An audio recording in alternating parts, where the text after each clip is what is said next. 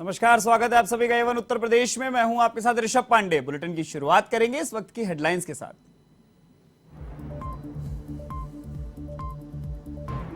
लखनऊ में MSME loan मेले का आयोजन, मुख्यमंत्री योगी ने की कार्यक्रम में शिरकत। 1,90,000 लाभार्थियों को 16,000 करोड़ रुपए के ऋण वितरण।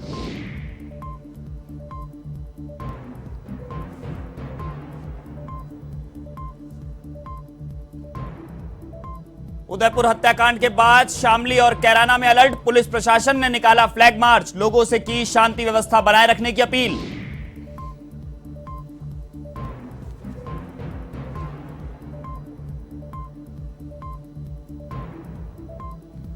आजमगढ़ सांसद दिनेश लाल यादव के बड़े भाई की गाड़ी दुर्घटनाग्रस्त, बाराबंकी में पूर्वांचल एक्सप्रेस वे पर डिवाइडर से टकराई तेज रफ्तार फॉर्च्यूनर, गंभीर घायल विजय लाल यादव मेदांता अस्पताल में भर्ती।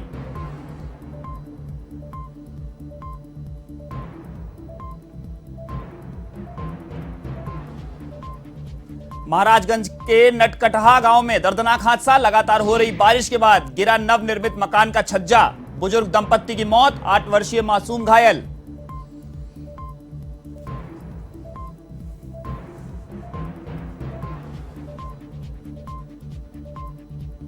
बुलंदशहर की नरौरा थाना पुलिस ने किया अंतर्राज्यीय वाहन चोर गिरोह का पर्दाफाश, 3 आरोपी गिरफ्तार, चोरी की 13 मोटरसाइकिल और 2 देसी तमंचे भी बरामद।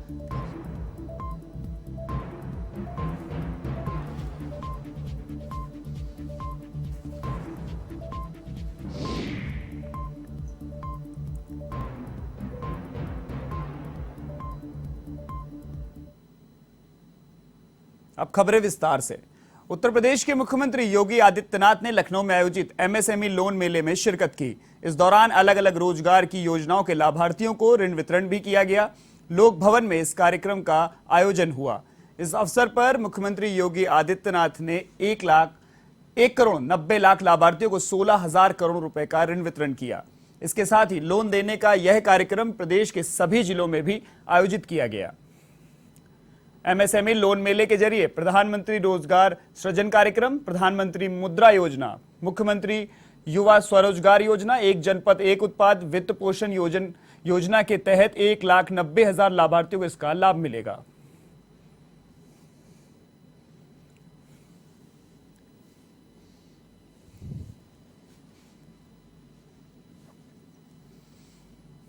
विभाग को और बैंकर्स को इस बात के लिए हृदय से धन्यवाद देता हूं कि उन्होंने आज यहां पर एक साथ 1,90,000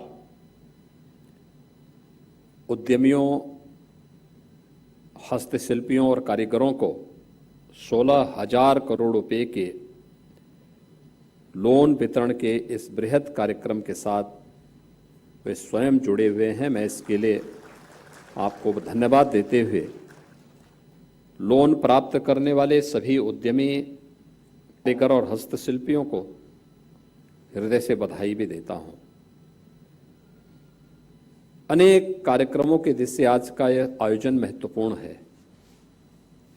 लोन वितरण का कार्यक्रम तो हो ही रहा है, 5 सीएफसी का भी उद्घाटन आज हुआ है, जो प्रदेश के 5 अलग अलग जनपदों में, आजमगढ़ में, अंबेडकर नगर में, सिद्धार्थ नगर में, सीतापुर में, आगरा में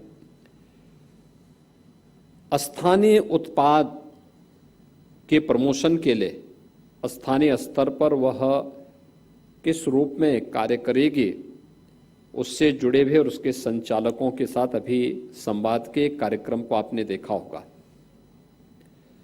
यही अंतर है। 2017 के पहले ये क्षेत्र पूरी तरह उपेक्षित था, मृतप्राय सा हो गया था, लोगों में हताशा थी, निराशा थी।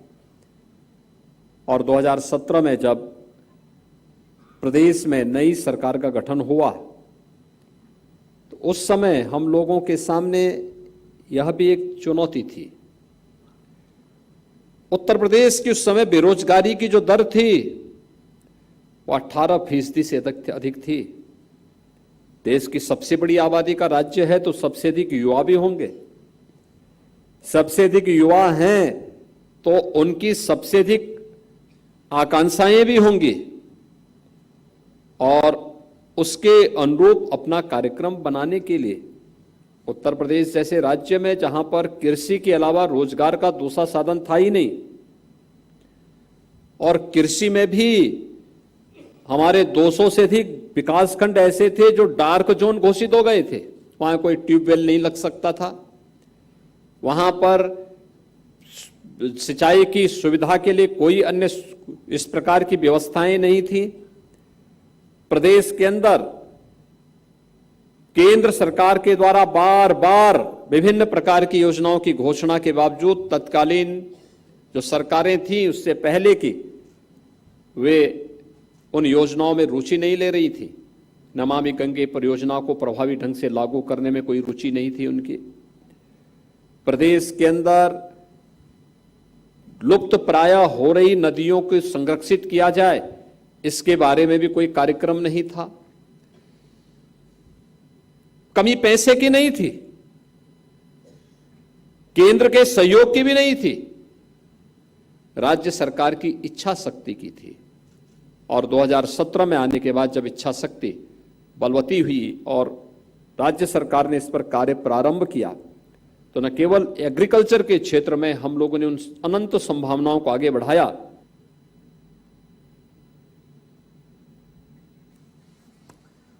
इधर उत्तर उदयपुर हत्याकांड के बाद उत्तर प्रदेश के शामली जनपद सहित कैराना में भी अलर्ट जारी किया गया है। शामली में जुमे की नमाज और अग्निपथ योजना को लेकर पुलिस प्रशासन पहले से ही अलर्ट है, तो वहीं राजस्थान के उदयपुर में हुई घटना के बाद एडिशनल एसपी ओपी सिंह ने कैराना पहुंचकर पुलिस और पीएसी के जवानों के साथ फ्लैग मार्च निकाला। उन्होंने क्षेत्रवासियों से पब्लिक एड्रेस सिस्टम के माध्यम से आपसी भाईचारा कायम रखने और पुलिस प्रशासन का सहयोग करने की अपील की। आपको बता दें, कैराना पहले से ही संवेदनशील श्रेणी में आता है, जिसके चलते एसएसपी अभिषेक के निर्देशन पर additional SP OP Singh Kairana दौरे पर रहे।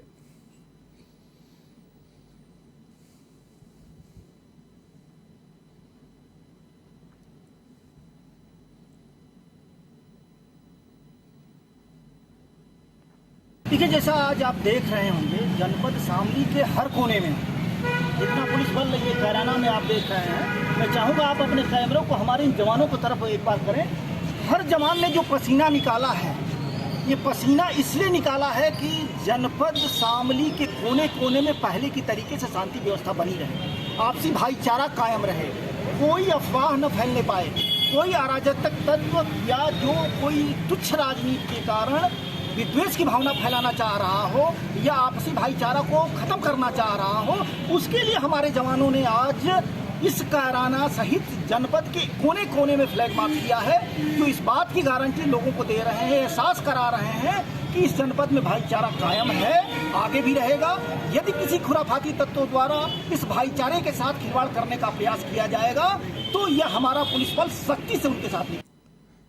इधर भारत नेपाल सीमा की सुरक्षा में तैनात सशस्त्र सीमा बल के महानिदेशक सृजय लाल थाउसेन ने गुरुवार को भारत नेपाल की सुनौली सीमा का दौरा किया। उन्होंने नोमेसलैंड सीमा चौकी का निरीक्षण किया और सुरक्षा व्यवस्था का जायजा लिया। डीजी ने सीमा चौकी में भारत और नेपाल के सुरक्षा अधिकारियों के साथ बैठक भी की और सुरक्षा व्यवस्था के साथ वहां की समस्याओं के बारे में भी जानकारी ली। साथ ही अधिकारियों को जरूरी निर्देश भी दिए। मीडिया से बातचीत में उन्होंने कहा कि भारत और नेपाल के बीच सदियों से दोस्ताना संबंध है। नेपाल बॉर्डर पर एसएसबी पिछले 2 दशक से तैनात है और खुली सीमा होने के कारण सुरक्षा को लेकर यहाँ कई चुनौतियां भी हैं, लेकिन यहाँ तैनात अधिकारियों से बात कर आधुनिक टेक्नोलॉजी के माध्यम से निगरानी रखी जाएगी।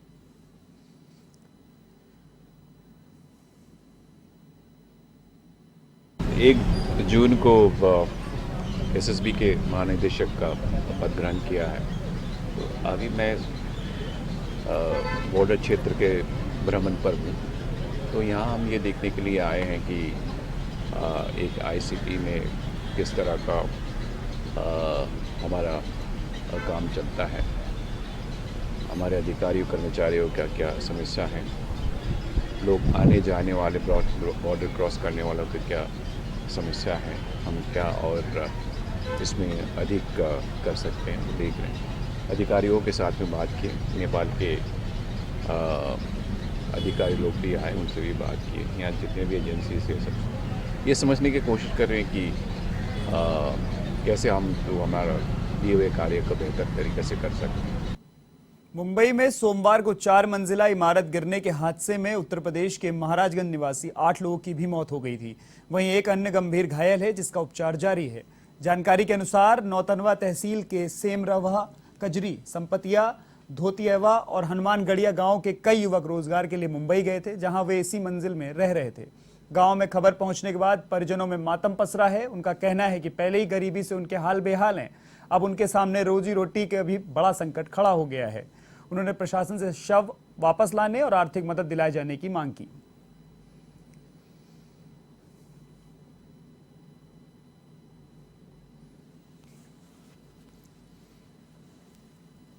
बिल्डिंग गिरने की घटना हुई है, उसमें मृतकों में 8 लोग जनपद महाराजगंज के रहने वाले हैं। 3 लोग महाराजगंज के उस घटना में घायल भी हुए हैं। माननीय मुख्यमंत्री जी द्वारा मृतकों के परिजनों के लिए 2 लाख रुपए की आर्थिक सहायता घोषित की गई है। इसके अतिरिक्त राष्ट्रीय पारिवारिक लाभ योजना और कृषक दुर्घटना बीमा योजना में भी जो देयताएँ होंगी उसकी भी जांच कर परिजनों को लाभ उपलब्ध कराया जाएगा। जिला प्रशासन लगातार परिजनों के संपर्क में है। राज्य सरकार और जिला प्रशासन द्वारा परिजनों को जो भी सहायता की आवश्यकता होगी वो प्रदान की। महाराजगंज के पनियरा क्षेत्र स्थित नटकटहा गांव में रजही टोले पर उस समय दर्दनाक हादसा हो गया जब लगातार हो रही बारिश से नवनिर्मित मकान का छज्जा गिरने से बुजुर्ग दंपत्ति की मौत भी हो गई, जबकि एक 8 वर्षीय बच्चा घायल हो गया। घटना के बाद घायल बच्चे को इलाज के लिए अस्पताल पहुंचाया गया, जहां उसका इलाज जारी है। घटना की सूचना के बाद मौके पर पहुंची पुलिस ने बुजुर्ग दंपत्ति के शव को अस्पताल की मोर्चरी में रखवाया है। वहीं दैवीय आपदा से हुई मौत के बाद प्रशासन की ओर से परिजनों को आर्थिक सहायता देने की कवायद भी शुरू हो गई है।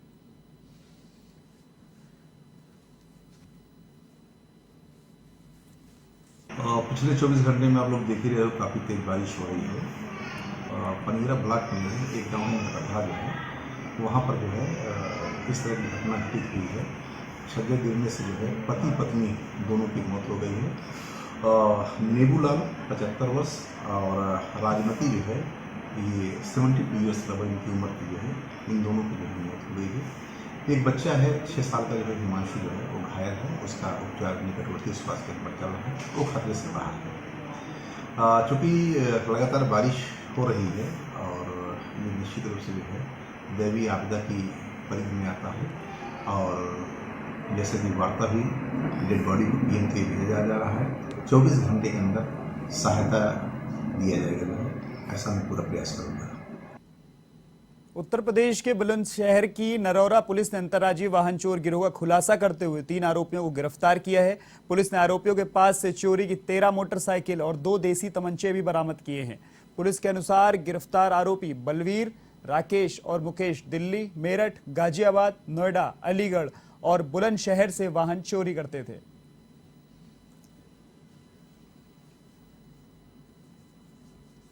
के महोबा से एक युवक के साथ लूट और मारपीट का मामला सामने आया है, जहां पीड़ित युवक ने 3 दबंगों पर आरोप लगाते हुए बदमाशों के खिलाफ कड़ी कार्रवाई की मांग की है।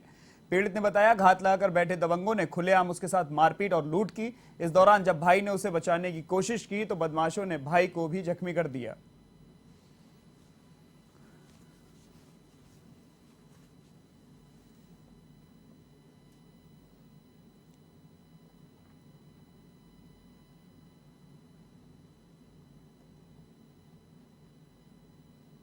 मेरे देवर को मार रहे थे लोनी के गला में, तो हम लोग डर पे थे। फिर उसके बाद जो कुछ भी हुआ वो कोतवाली गई, लोग वहाँ से आए वापस तो कुछ उन लोगों ने कहा नहीं, सुना नहीं। फिर उसके बाद जब घर आए तो वो लोग आए, 4 लोग आए थे घर पे, तो गाली गलौज गंदी गंदी दे रहे थे। हम लोगों को भी खींचने लगे तो हम लोग इनको अंदर कर दिया। तो वो कट्टा लिए थे, कहते कि निकालो धुबियों को, मतलब गाली दे रहे थे। तो इसलिए हमने इनको नहीं निकाला। फिर से हमने 100 नंबर फ़ोन लगाया तो वो लोग आए, फिर हमें ले गए कोतवाली। फिर भी कोई कार्रवाई नहीं हुई, कुछ भी नहीं हुआ। आज कहाँ आई है? आज यहाँ आया एसपी ऑफिस। क्या चाहते हैं आप? हम न्याय चाहते हैं सर, और कुछ नहीं चाहते हैं। छोटे भाई को मार रहे थे लौड़ी तिगेला में, जसवंत को। सो हम गए एजेंसी के पास लौड़ी तिगेला में, 4 लोग थे स्कॉर्पियो में, तो जैसे मार रहे थे, लोटा मार रहे थे। तो इसके बाद हमें सूचना, हम किनारे में खड़े थे, वहाँ से भागे। इसके बाद हम आए तो हम लोग क्यों मार रहे हो। फिर इसके बाद हमें 2-4 हाथ मारे। इसके बाद उन्होंने देसी कट्टा ले रखा था, उन्होंने कट्टा निकाला और हमारे भी सर में हाथ मार दिया। किसने मारा? संदीप यादव और खुशू उर्फ। आजमगढ़ सांसद और भोजपुरी फिल्मों के सुपरस्टार दिनेश लाल निरहुआ के बड़े भाई विजयलाल यादव की कार बाराबंकी में दुर्घटनाग्रस्त हो गई। बाराबंकी के सुबेहा थाना क्षेत्र से गुजर रहे पूर्वांचल एक्सप्रेस वे पर उनकी कार तेज रफ्तार में डिवाइडर से जा टकराई। हादसा इतना गंभीर था कि कार के परखच्चे उड़ गए। हादसे में गंभीर घायल विजयलाल यादव को स्थानीय अस्पताल में प्राथमिक उपचार के बाद मेदांता अस्पताल में भर्ती कराया गया है, जहां उनकी हालत अभी भी गंभीर बनी हुई है।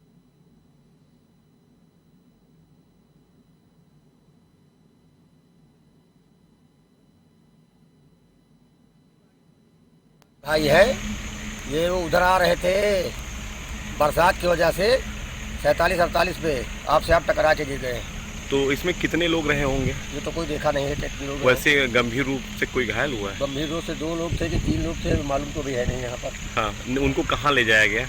वो हॉस्पिटल गए हैं, कहाँ गए हमको नहीं। ये कौन सा मुझे पूर्वांचल हाईवे पे हुआ है? पूर्वांचल हाईवे पे हुआ है, 47 नंबर चैनेज पे। सुबह के टाइम में लगी है ये हादसा, जो है रात में हुआ है। अच्छा, रात में हुआ है? रात में हुआ है, सुबह के टाइम में गाड़ी वहाँ से आई है। तो ये जहाँ पे घटना स्थल है वहाँ पे तो क्या मतलब काफी डिवाइडर वगैरह टूट गया होगा? हाँ, जब इतना बड़ा एक्सीडेंट हुआ है तो डिवाइडर जरूर टूटा होगा। ये गाड़ी ऐसे देखने में लग रहा है कि 3-4 बार पलटी मारी है। हाँ। और 47 के आसपास में 47 किलोमीटर के आसपास में हादसा हुआ है। अब खबर उत्तर प्रदेश के हापुड़ से है, जहां हाईटेंशन लाइन की चपेट में आने से एक मासूम झुलस गया। बता दें कि मासूम मकान की छत पर पहुंचकर पतंग लूटने पहुंचा था। इसी दौरान हाईटेंशन लाइन की चपेट में आ गया। स्थानीय लोगों ने मामले की सूचना PRV 112 पर दी, जिसके बाद सूचना पर पुलिसकर्मी मौके पर पहुंचे और मासूम को CHC अस्पताल में भर्ती कराया गया, जहां हालत गंभीर होने पर उसे मेरठ रेफर कर दिया गया। बताया जा रहा है कि यह कॉलोनी अवैध रूप से स्थापित की गई है।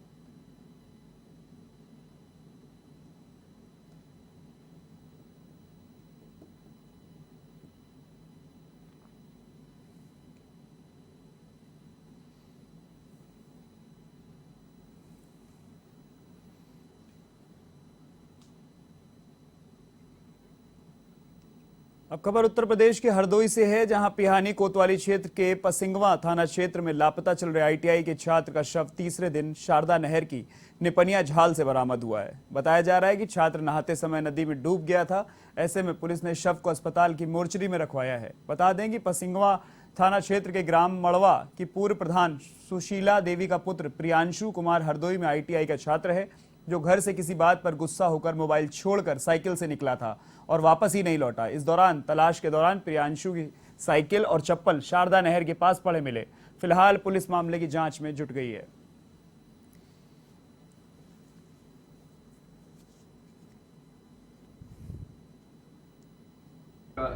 पसगवा का रहने वाला है और इसके संबंध में थाना पसगवा पे गुमशुदगी अंकित हुई है परसों की, और वो नहर नहाने गया या किस काम से गया, वहाँ साइकिल और चप्पल उसके कपड़े मिले हैं और उसकी जो बह करके धार इसमें है, नहर में बहुत पानी है, बहाव काफ़ी है, बह करके इधर आया है। पंचायतनामा की कार्रवाई, पोस्टमार्टम की कार्रवाई की जा रही है। इधर पीलीभीत की बिलसंडा थाना पुलिस ने बड़ी कार्रवाई करते हुए 2 अफीम तस्करों को गिरफ्तार किया है। इस दौरान पुलिस ने दोनों आरोपियों से करीब 500 ग्राम अफीम बरामद की। पुलिस को काफी दिनों से क्षेत्र में अफीम का अवैध कारोबार होने की सूचना मिल रही थी, जिसके बाद पुलिस ने आरोपियों को धर दबोचा। फिलहाल मामले की जांच जारी है।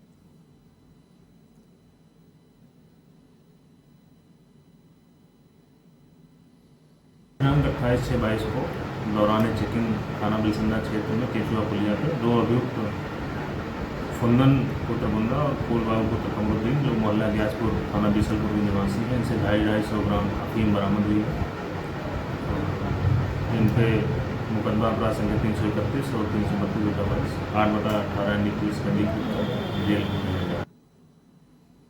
उत्तर प्रदेश के बुलंदशहर जिला कारागार में नशा मुक्ति पखवाड़ा मनाया जा रहा है। जेल अधीक्षक मिजाजी लाल ने बताया कि बंदियों को नशा और अपराध छोड़कर ईश्वर की आस्था और सद्विचार से जोड़ने का भरपूर प्रयास किया जा रहा है। इसके लिए ब्रह्म कुमारी ईश्वरीय विश्वविद्यालय और बुलंदशहर सेंटर के सौजन्य से जेल परिसर में कार्यक्रम का भी आयोजन किया गया, जिसमें नशा मुक्ति पर विचार रखे गए। साथ ही बच्चों ने लघु नाटिकाओं के जरिए नशे को छोड़ने के उपाय बताए।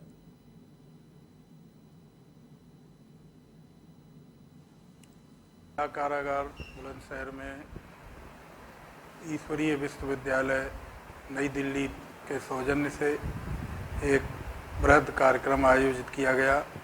इस कार्यक्रम का उद्देश्य बंदियों में सद्विचार उत्पन्न करना, अपराध से दूर रहना तथा नशा मुक्ति पखवाड़ा के तहत नशा के नुकसान और नशे से दूर रहने के संबंध में विभिन्न नाट्य मंचिकाओं के द्वारा तथा प्रवचन के द्वारा बंदियों को शिक्षित किया गया और सभी से ये संकल्प दिलाया गया कि वो भविष्य में नशा नहीं करेंगे और पुनः कोई अपराध नहीं करेंगे और एक अच्छे नागरिक की तरह जिंदगी जिएंगे।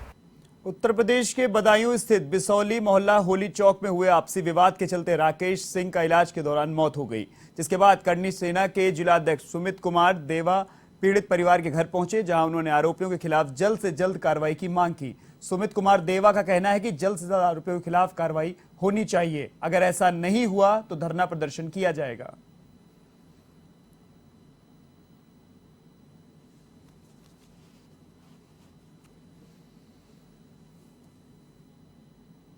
बिसौली में हम लोग सभी संगठन के लोग, क्षत्रिय समाज के लोग और सवर्ण समाज के लोग आज एक हत्या के मामले को लेकर के एकत्रित हुए हैं, जो कि एससी समाज के लोगों द्वारा अपने सामान को, खेत को बचाने के मामले को लेकर के उनको पीट करके आज से 3-4 दिन पहले मार दिया गया। इस मामले को लेकर हम पीड़ित परिवार से मुलाकात करने पहुंचे। प्रशासन ने अब तक क्या कार्रवाई की है? प्रशासन ने अभी तक कोई भी कार्रवाई नहीं की है लोगों के लिए, सिर्फ सांत्वना दी है कि हम कार्रवाई करेंगे। अभी मेरी भी इंस्पेक्टर से 2 बार सुबह से बात हुई है, कार्रवाई कोई नहीं है, अभी मोहलत मांग रहे हैं 4 से 5 दिनों की। उसके बाद में कार्रवाई करेंगे, जांच करेंगे। यदि कार्रवाई नहीं होती है तो जैसे कि मैंने अभी एसओ साहब को बताया है, उसी प्रकार हम लोग मजबूरन आला अधिकारियों के सामने धरना प्रदर्शन के लिए मजबूर होंगे, क्योंकि हमें न्याय चाहिए। आपके मामले में प्रशासन द्वारा अब तक क्या कार्रवाई की गई है? कुछ भी नहीं कही। आने वाले समय में अगर प्रशासन द्वारा कोई कार्रवाई नहीं की जाती है तब आप क्या कदम उठाएंगी? हम सब लोग हत्या कर लेंगे, आत्महत्या थाने में जाकर। इस बुलेटिन में फिलहाल के लिए इतना ही। देश और दुनिया की तमाम खबरों के लिए देखते रहिए वन टीवी। नमस्कार।